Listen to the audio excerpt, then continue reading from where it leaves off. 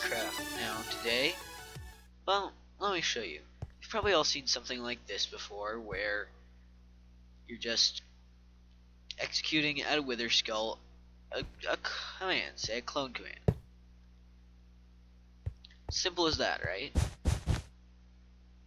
It's really easy, and a lot of things will use that as kind of they'll use wither skulls as markers. But what if you have two systems and they both use wither skulls as markers? Let's see, at E type. Be right back. What if you have two systems that both, fail.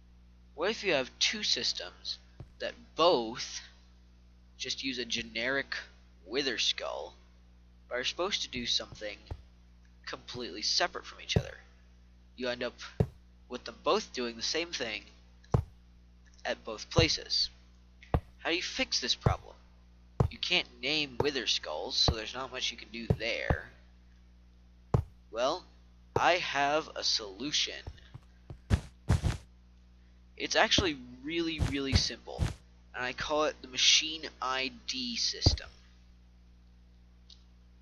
What you need to do is come to where your wither skull is and slash scoreboard add, scoreboard objectives add, and we'll call it machine ID just for clearness, and it needs to be a dummy objective.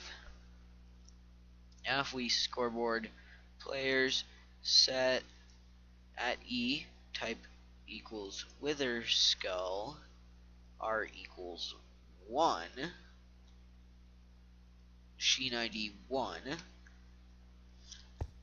and then we come over here and run the same command but set its machine ID to 2, and each machine has a separate ID.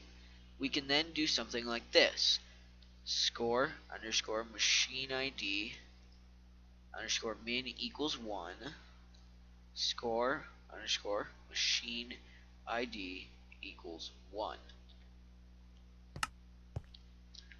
And we can do the same over here, except we use this device's machine ID instead of 1.